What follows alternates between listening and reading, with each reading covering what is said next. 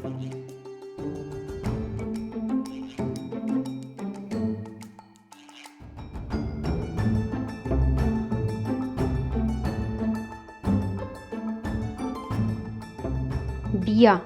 دیے کو زیادہ تر لوگ اس کے گھونسلے کی وجہ سے جانتے ہیں۔ یہ لمبوترا سا ہوتا ہے، اس کے اندر وہ رہتا ہے اور انڈے دیتا ہے۔ اس گھونسلے کی تعمیر کو اب تک بڑا کمال گنا جاتا تھا۔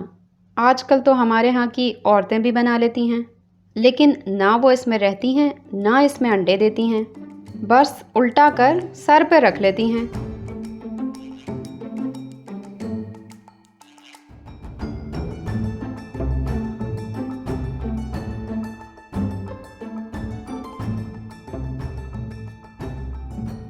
پدی یہ بھی ایک جانور ہوتا ہے جس کا شوربہ مشہور ہے۔ اس کا شوربہ تھوڑا ہوتا ہے لیکن ہوتا ضرور ہے، محاورے کے لیے بہرحال کافی ہے۔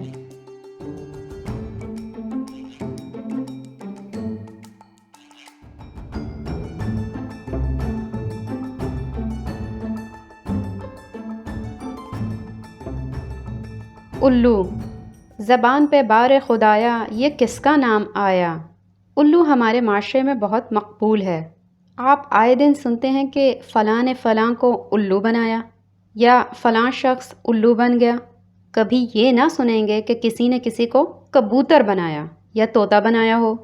الو کو لوگ زاہد و مرداز خیال کرتے ہیں، اس لیے کہ کسی درخت کی ٹہنی پر یا کھوہ میں آنکھیں بند کیے بیٹھا رہتا ہے۔ کوئی چھوٹا موٹا جانور قریب آئے تو منہ کھول کر اسے ہڑپ کر لیتا ہے، آنکھیں ایسی ہی بند رہتی ہیں۔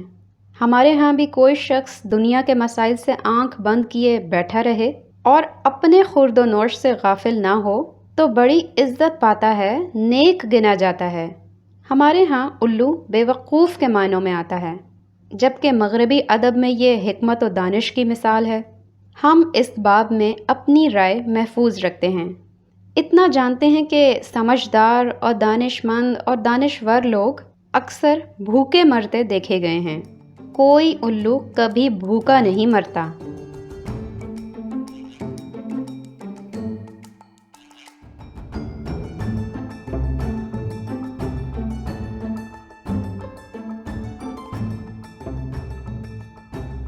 بگلا دیکھو کتنا بھلا جانور ہے، جوہر کنارے ایک ٹانگ پر کھڑا ہے، عبادت میں مگن، نیکی میں غرق، نور ٹخ ٹخ نہ صرف چہرے پر برس رہا ہے بلکہ کچھ کچھ آس پاس بھی گر رہا ہے۔ ہندو اسے بھگت بتاتے ہیں، بہت سے مسلمان بھی عقیدت جتاتے ہیں۔ مچھلیوں اور مینڈکوں کی اس کے متعلق البتہ یہ رائے نہیں ہے، زیادہ واسطہ بھی اس سے انہی کو پڑتا ہے۔ پہلے زمانے میں بگلوں کی کوئی تنظیم نہ ہوتی تھی، اپنی اپنی جگہ کھڑے شکار مارا کرتے تھے۔ اب ان کی باقاعدہ جماعتیں ہیں۔ تنظیم بڑی اچھی چیز ہے، یہ ہماری ذاتی رائے ہے، مچھلیوں اور مینڈکوں کا اس سے متفق ہونا ضروری نہیں۔ بگلا سفید ہوتا ہے، کم از کم باہر کی طرف سے۔ اسے کھیر سے بھی تشبیہ دیتے ہیں۔ کھیر ٹیڑھی ہو یا سیدھی، بگلوں کا کسی نہ کسی صورت اس سے تعلق ضرور ہوتا ہے۔ بگلا پکڑنے کا طریقہ بہت آسان ہے، دبے پاؤں پیچھے جا کر اس کی آنکھ میں موم ٹپکا دو، جب اسے کچھ سجھائی نہ دے تو پکڑ لو، بچ کر کہاں جائے گا۔ آج کل یہ طریقہ بگلا پکڑنے کے لیے کم اور کاروبار حکومت کے لیے زیادہ استعمال ہوتا ہے۔ سوالات۔ سوال نمبر 1، خاندان مغلیہ کی تاریخ میں کبوتر کی اہمیت پر جواب مضمون لکھو۔ کاغذ کے صرف 2 طرف، تینوں طرف نہیں۔ سوال نمبر 2، تم کبھی گنبد افراسیاب پر بیٹھے ہو اور نوبت بجائی ہے؟ الوؤں کی طرح ہمارا منہ مت دیکھو، جواب دو۔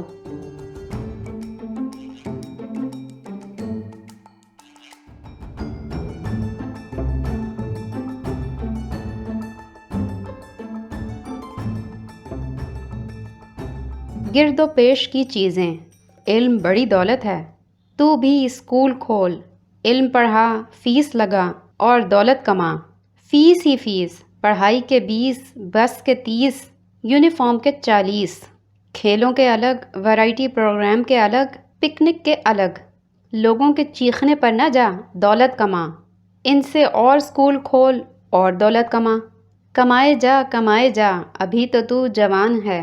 یہ سلسلہ جاری ہے جب تک گنگا جمنا ہے۔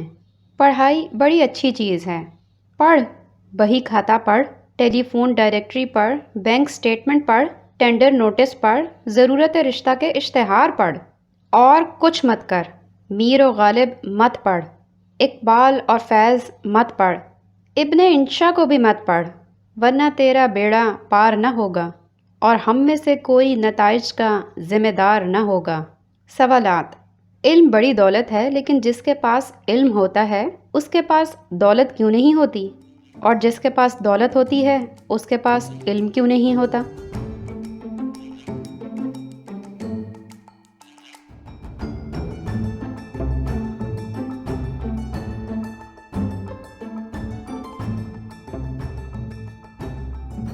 اخبار، یہ کون سا اخبار ہے؟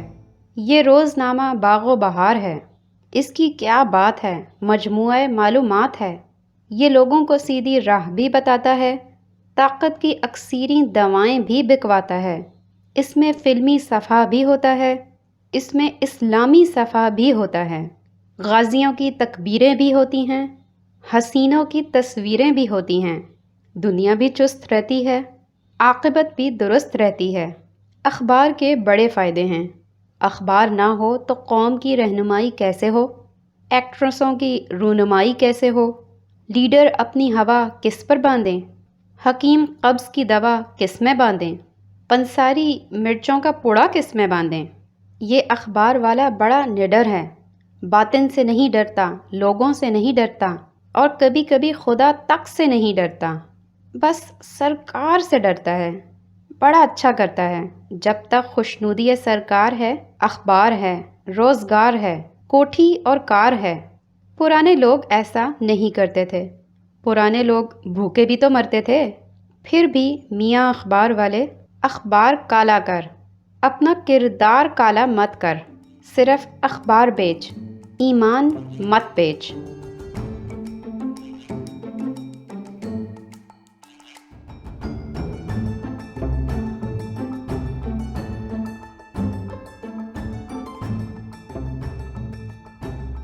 بینگن اور مولی وغیرہ، یہ کیا ہے؟ یہ بینگن ہے۔ یہ کون سا بینگن ہے؟ یہ تھالی کا بینگن ہے، لڑکتا رہتا ہے، تبھی تو ہر موسم میں تر و تازہ رہتا ہے۔ یہ کیا ہے؟ یہ مولی ہے۔ یہ کس کھیت کی مولی ہے؟ یہ ہر کھیت کی مولی ہے، کبھی اس کھیت میں کبھی اس کھیت میں۔ یہ کیا ہے؟ یہ پالک ہے۔ یہ کیسی پالک ہے؟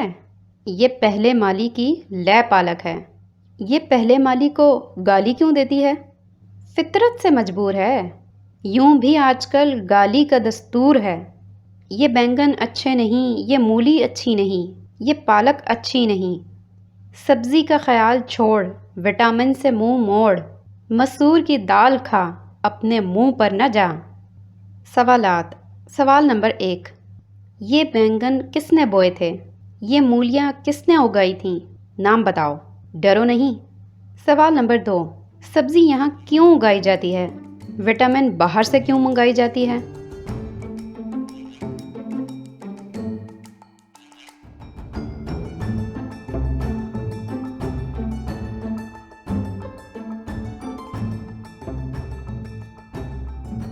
گنا اور پھیلی، یہ لمبی لمبی چیز کیا ہے؟ یہ گنا ہے۔ یہ چپٹی چپٹی چیز کیا ہے؟ یہ پھیلی ہے۔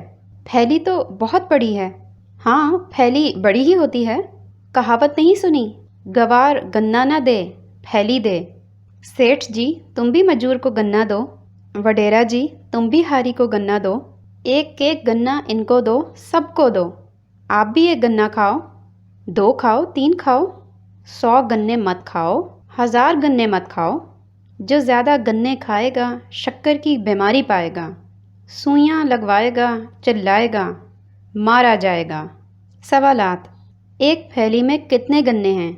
کیا تمہیں کبھی کسی گنوار سے واسطہ پڑا ہے؟ کیا تم نے کبھی ہاکیوں سے گنے کھائے ہیں؟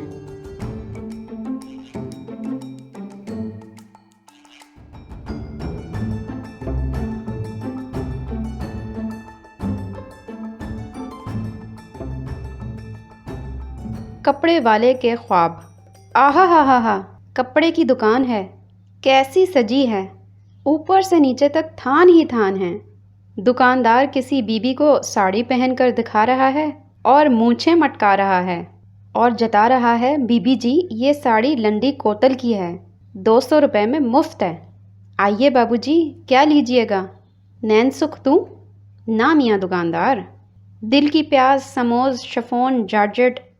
نہیں میاں نہیں، ہمارا حال پتلا ہے، گاڑھے کے سوا کچھ نہیں پہن سکتے۔ میاں دکاندار کپڑے کے دام کیوں بڑھا دیے ہیں؟ حضور آپ کا معیار زندگی بلند کر رہا ہوں، گاہکوں کے کپڑے کیوں اتارتے ہو؟ حضور ان کے کپڑے نہ اتاروں تو کپڑے کے نئے مل کہاں سے کھڑے کروں؟ قوم کی خدمت کیسے کروں؟ کپڑوں میں کپڑا لنگوٹی، چاہے پہنیے چاہے اس میں پھانک کھیلیے، نہ دامن کا ٹنٹا کہ کوئی پکڑ سکے، نہ گریباں کا کھٹکا کہ کوئی چاک کر سکے۔ سوالات۔ سوال نمبر 1، غالب کے زمانے میں عاشق کے گریبان میں 4 گرہ کپڑا لگتا تھا، اب کتنا لگتا ہے؟ سوال نمبر 2، تن کی عریانی سے بہتر نہیں دنیا میں لباس، یہ لباس امیروں اور غریبوں میں یکساں مقبول کیوں ہے؟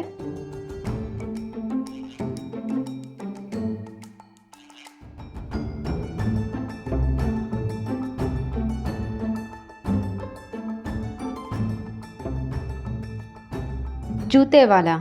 میاں جوتے والے، تم نے دکان تو خوب سجائی ہے۔ جی ہاں، آج کل ہماری بھی بن آئی ہے، اچھی کمائی ہے۔ بھلا یہ جوتا کس بھاؤ کا ہے؟ جی یہ بے بھاؤ کا ہے، دوں؟ ہاں دے دو، ایک جوڑا 10 نمبر کا۔ جی آپ کے تو 9 نمبر آئے گا، 10 نمبر تو میرا ہے۔ ہاں تمہاری باتوں سے تو یہی پتہ چلتا ہے، 9 نمبر ہی دے دو۔ دال بھی چاہیے؟ وہ کاہے کو؟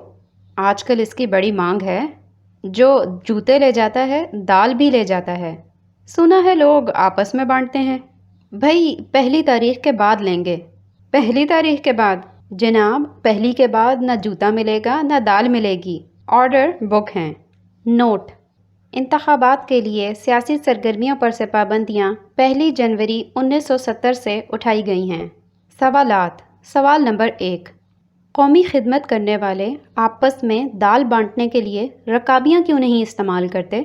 سوال نمبر 2، اگر تمہیں کوئی جوتا دے تو کیا کرو گے؟ سوال نمبر 1 جوتے کا، سوال نمبر 2 جوتا دینے والے کا۔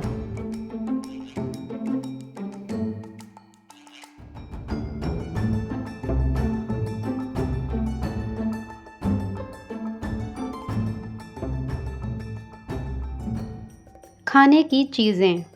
بابو جی پرمٹ دو، بابا جا پیسہ لا، بابو جی ٹھیکہ دو، بابا جا ڈالی لا، بابو جی نوکری دو، بابا جا سفارش لا۔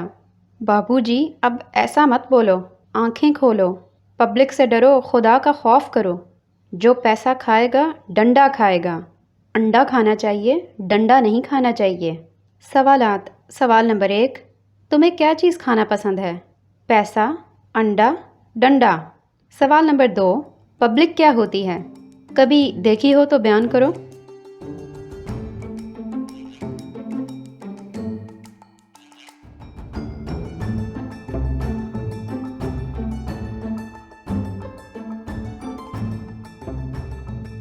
مکھن۔ مکھن کہاں ہے؟ مکھن ختم، خلاص۔ سارا کھا لیا؟ نہیں، سارا لگا دیا۔ یہ کھانے کی چیز تھوڑا ہی ہے، لگانے کی ہے، جس کو لگاؤ پھسل پڑتا ہے، جو پھسلے گا اس کی ٹانگ ٹوٹے گی، یہ سوچنا اس کا کام ہے، ہمارا کام تو لگانا ہے۔ سوالات۔ کیا تم نے کبھی کسی کو مکھن لگایا ہے؟ اگر نہیں تو ہمیں لگاؤ۔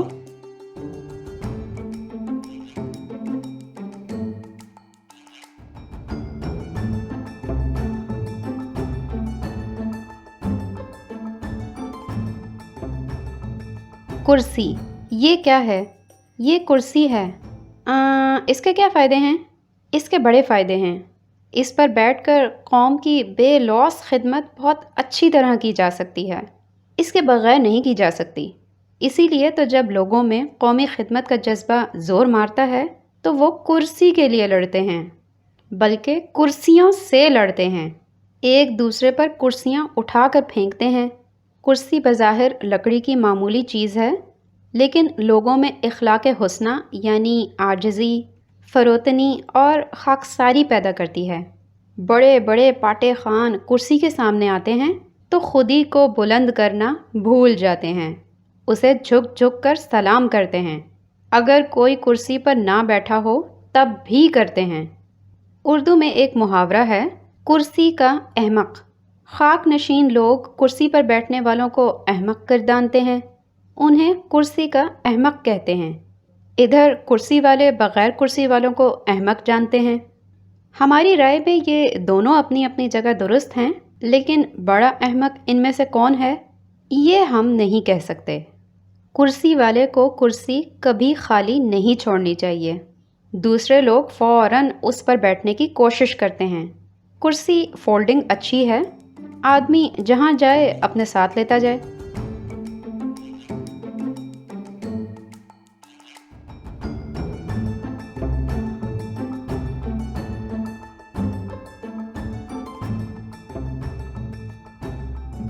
چارپائی، یہ چارپائی ہے، اس کے 4 پائے ہوتے ہیں۔ جن کا خیال ہے کہ 3 یا 2 ہوتے ہیں وہ غلطی پر ہیں۔ انسان چارپائی پر لیٹ کر بہت خوش ہوتا ہے، اس لیے کہ یہ شروع میں چوپایا ہی تھا، بعد میں 2 پاؤں پر چلنے لگا۔ چارپائی پر لیٹتا ہے تو سمجھتا ہے کہ اب اپنی اصل جون میں آیا ہوں۔ اس شوق کو بعض لوگ موٹر وغیرہ کی سواری سے بھی پورا کرتے ہیں۔ انسان اور حیوان میں پاؤں کی تعداد ہی کا تو فرق ہے، موٹر پر سوار ہونے سے یہ فرق بڑی حد تک مٹ جاتا ہے۔ اسی لیے تو 2 پاؤں والے ایسے لوگوں کو دیکھ کر دور ہی سے بھاگ جاتے ہیں۔ چارپائی بڑے کام کی چیز ہے، اس پر لوگ بیٹھتے ہیں، سوتے ہیں، گاتے ہیں، روتے ہیں، کھاتے ہیں، پیتے ہیں، مرتے ہیں، جیتے ہیں۔ پڑھے لکھے لوگ لیٹتے وقت کچھ کتابیں بھی اپنے ساتھ چارپائی پر رکھ لیتے ہیں۔ فارسی میں جو 4 پائے برو قطع بجند کہا جاتا ہے، اس سے ظرف بھی مراد ہوتا ہے، مظروف بھی۔ چارپائی کرسی اور تخت کے مقابلے میں سستی بھی ہے۔ نادر شاہ ہندوستان آیا تو محمد شاہ کا تخت اٹھا کر لے گیا تھا اور محمد شاہ کو زمین پر بٹھا گیا تھا۔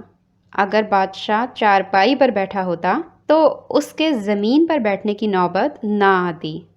چارپائی کی مرمت بھی آسان ہے، لوگ گلیوں میں آواز لگاتے پھرتے ہیں، چارپائی بنوا لو، منجی پیڑھی ٹھکوا لو۔ کوئی چارپائی والا اس سے ٹیڑھی بات کرے تو یہ اس کو بھی ٹھونک دیتے ہیں، اس کی بھی کان نکال دیتے ہیں، سیدھا کر دیتے ہیں۔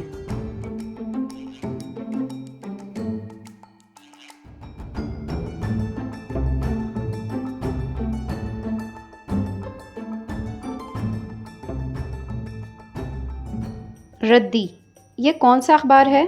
یہ روز نامہ ردی ہے۔ اس کی نظر میں ساری جماعتیں ردی ہیں، سارے نظام ردی ہیں، سارے کام ردی ہیں، سوائے ردی کے کام کے۔ اس کے مضامین بھی بہت ردی ہوتے ہیں، اسی لیے یہ ردی والوں میں بہت مقبول ہے۔ لوگ منوں کے حساب سے خرید لے جاتے ہیں، سیروں کے حساب سے بیچتے ہیں۔ یہ سب سے اچھا اخبار ہے، اس کا کاغذ مضبوط ہے اور چکنا ہے، اس کے لفافے آسانی سے نہیں پھٹتے، چاہے ہلدی ڈالو چاہے نمک۔ دوسرے اخباروں میں تو یہ خوبی بھی نہیں۔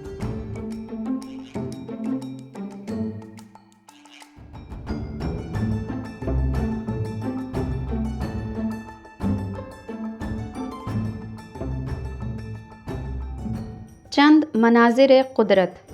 آسمان، ذرا نظر اٹھا کر آسمان کی طرف دیکھو، کتنا اونچا ہے۔ یہی وجہ ہے کہ کوئی اس سے گرے تو بہت چوٹ آتی ہے۔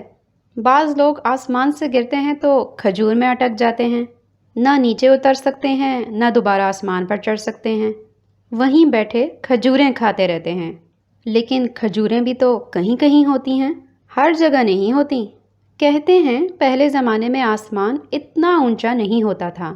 غالب نام کا شاعر جو 100 سال پہلے ہوا ہے، ایک جگہ کسی سے کہتا ہے، کیا آسمان کے بھی برابر نہیں ہوں میں؟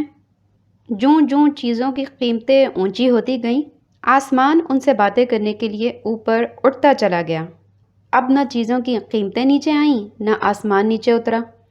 ایک زمانے میں آسمان پر صرف فرشتے رہا کرتے تھے، پھر ہما شما جانے لگے۔ جو خود نہ جا سکتے تھے ان کا دماغ چلا جاتا تھا۔ یہ نیچے زمین پر دماغ کے بغیر ہی کام چلاتے تھے۔ بڑی حد تک اب بھی یہی صورت ہے۔ پیارے بڑوں، راہ چلتے میں آسمان کی طرف نہیں دیکھنا چاہیے تاکہ ٹھوکر نہ لگے۔ جو زمین کی طرف دیکھ کر چلتا ہے اس کے ٹھوکر نہیں لگتی۔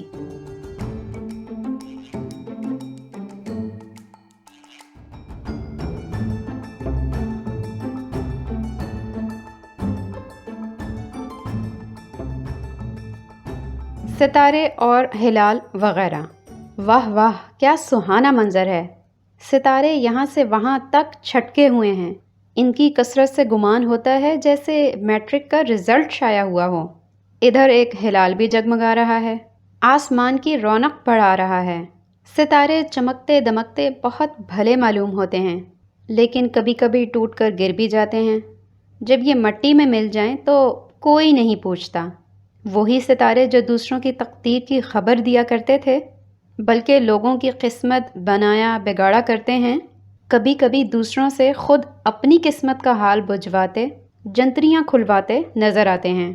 ہلال کا بھی ایسا ہی احوال ہے۔ جب تک آسمان پر ہے بس ہے، آنکھ اوجل پہاڑ اوجل۔ ستارے اور ہلال اچھے ہیں، لیکن عزت کی غریبانہ زندگی ان سے بہتر ہے۔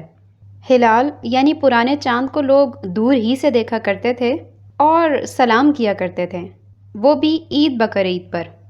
اس زمانے میں یہ چپ چاپ آپ ہی آپ نکل آتا تھا۔ پھر ایسا دور آیا کہ لوگوں نے کھودیڑ کر نکالنا شروع کیا، بلکہ آپس میں لڑتے تھے کہ کون نکالے۔ چاند کے لیے بڑی مشکل ہوتی تھی کہ سرکار کا کہا مانے یا لوگوں کا۔ بے شک اتنی بڑی قوم کے لیے ایک دن کی عید کافی نہیں، یکے بعد دیگرے 2-3 دن کی ہو، لیکن اس میں سر پھٹول بہت تھی۔ اب یہ سلسلہ بند ہے اور یہ بات ہمیں پسند ہے۔ عید کا پیغام لانے کے علاوہ چاند کا کوئی خاص مصرف نہ تھا، بس شاعر اور چکور وغیرہ اس سے بات کر لیتے تھے، یا پھر ان بستیوں میں جہاں بجلی نہیں ہے لالٹین کا کام دیتا تھا۔ کچھ عرصہ ہوا ولایت والوں کو اس کے پیلے رنگ سے خیال ہوا کہ یہ سونے کا بنا ہوا ہے۔ آخر اڑ کر جا پہنچے اور کالی کالی مٹی کی بوریاں بھر لائے۔ یہاں آ کر معلوم ہوا کہ ایسی مٹی بلکہ اس سے اچھی مٹی تو یہاں بھی ڈھیروں ہے۔ بہت پچھتائے۔ آج کل ہمارے ملک میں ہر شے میں خود کفیل ہونے کا رجحان ہے۔ اب لوگ آسمان کے چاند ستاروں کے بھی چنداں محتاج نہیں رہے۔ فلمی ستارے جن کے دم سے زمانے میں اجالا ہے، ہمارے ملک میں بنتے ہیں اور اچھے بنتے ہیں، بلکہ اب تو دساور کے ملکوں برطانیہ، روس، کینیا وغیرہ کو بھی بھیجے جاتے ہیں۔ چاند بھی دیسی برا نہیں ہوتا۔ ہم نے جس چاند کے بارے میں نظموں غزلوں کی پوری کتاب چاند نگر لکھ ڈالی، وہ بھی مقامی ساخت کا تھا۔ ہاں، مال اس میں اچھا لگا تھا، مدتوں چلا۔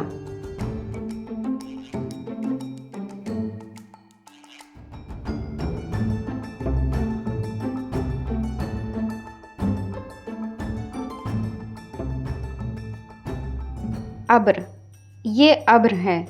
اب سائز کا زمانہ ہے، کوئی بچہ بھی بتا دے گا کہ ابر کیا ہوتا ہے۔ مرزا غالب اتنے بڑے شاعر ہو کر لوگوں سے پوچھا پھرا کرتے تھے کہ ابر کیا چیز ہے، ہوا کیا ہے۔ ہماری ناقص رائے میں مرزا غالب نے 100 سال پہلے پیدا ہو کر غلطی کی۔ آج ہوتے تو ابر اور ہوا کا پتہ بھی پاتے، آدم جی انعام بھی لے جاتے۔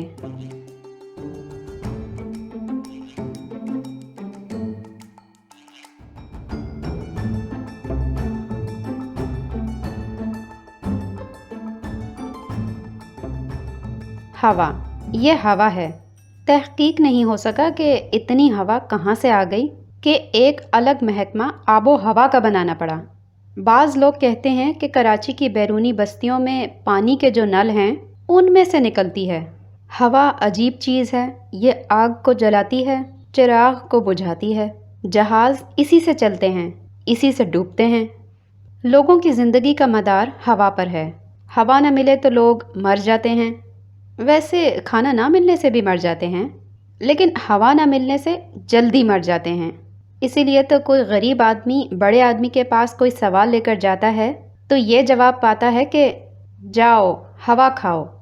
بڑے لوگ یہ مشورہ نہ دیتے تو بہت سے غریب کچھ اور کھا کر اب تک مر گئے ہوتے۔ ہوا کے نقصانات بھی ہیں۔ بعض لوگوں کو یہ بہت اونچا اڑا کر لے جاتی ہے اور پھر پٹخ دیتی ہے۔ بعضوں کے پیٹ میں بھر جاتی ہے، بعضوں کے سر میں۔ دونوں صورتوں میں تکلیف ہوتی ہے، شخص مذکور کو بھی دوسروں کو بھی۔ ہوا میں وزن بھی ہوتا ہے لیکن بہت کم۔ پرانے لوگ جو اس کی کمن میں پھنس جاتے تھے فارسی میں خدا سے دعا کیا کرتے تھے کہ غریباں ہمارے حال پر بخشش کر۔ اب لوگ نہ فارسی پڑھیں، نہ یہ دعا کریں، نہ ان کی بخشش ہو۔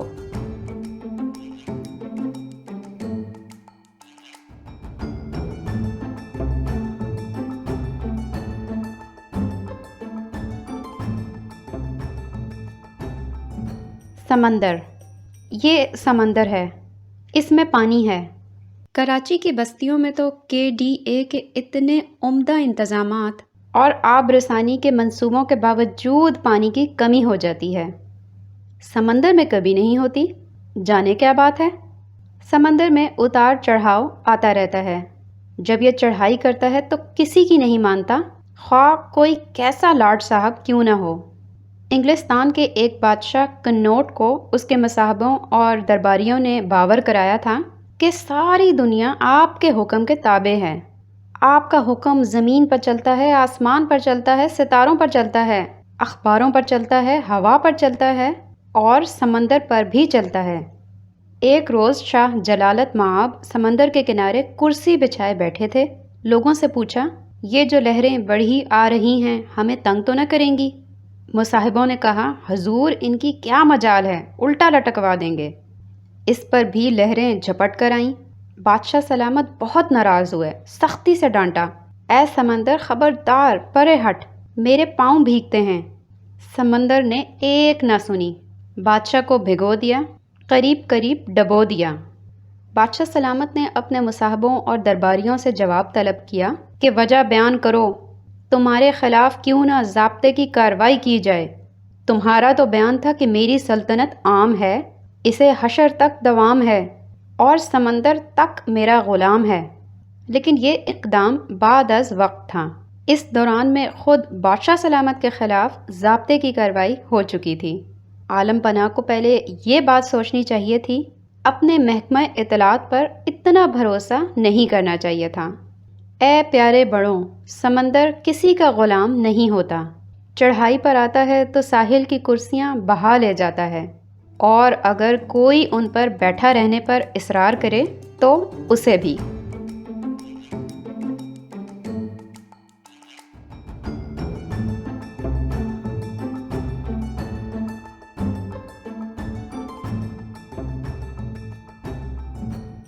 پہاڑ، ان پہاڑوں کو دیکھو، بعضوں کی چوٹیاں آسمان سے باتیں کرتی ہیں۔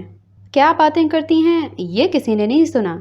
پہاڑوں کے اندر کیا ہوتا ہے معلوم نہیں۔ بعض اوقات پہاڑوں کو کھودو تو اندر سے چوہا نکلتا ہے، بعض اوقات چوہا بھی نہیں نکلتا۔ جس پہاڑ میں سے چوہا نکلے اسے غنیمت جاننا چاہیے۔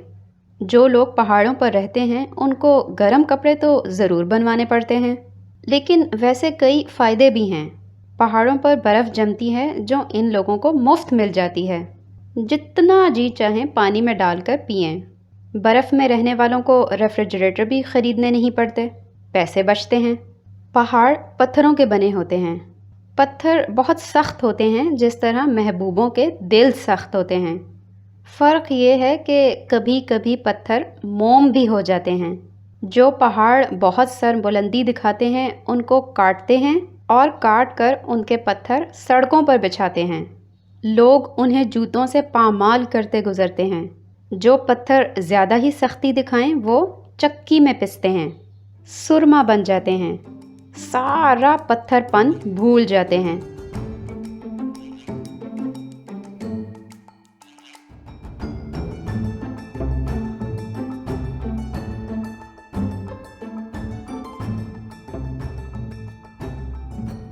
چند امتحانی سوالات۔ سوال نمبر 1، اگر محمود غزنوی ہندوستان پر 17 حملے کرے تو احمد شاہ ابدالی کتنے حملے کرے گا؟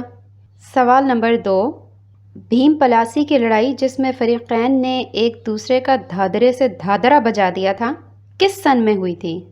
سوال نمبر 3، پانی پت کی پہلی لڑائی کہاں ہوئی تھی؟ سوال نمبر 4، ہمایوں چھت پر کھڑا کون سے فلمی ستارے دیکھ رہا تھا جن پر پھسل پڑا اور مر گیا؟ سوال نمبر 5، تم ان پڑھ رہ کر اکبر بننا پسند کرو گے یا پڑھ لکھ کر اس کا نو رتن؟ سوال نمبر 6، خاندان مغلیہ میں کبوتروں کی اہمیت پر مضمون لکھو۔ کاغذ کے صرف 2 طرف، تینوں طرف نہیں۔ سوال نمبر 7، مثلث کے چاروں ضلع برابر کیوں نہیں ہوتے؟ سوال نمبر 8، خط نستعلیق، خط استوا اور خط وحدانی کا فرق بتاؤ۔ سوال نمبر 9، الف، بحر حجاز کے کنارے کون کون سے ملک آباد ہیں؟ ب، بحر اوقیانوس کی تختی کرو۔ سوال نمبر 10، ذیل کے پہاڑوں، دریاؤں، صحراؤں پر مضمون لکھو۔ کوہ ندا، بحر رمل، دریائے فصاحت، دشت جنوں، تنگنائے خصل۔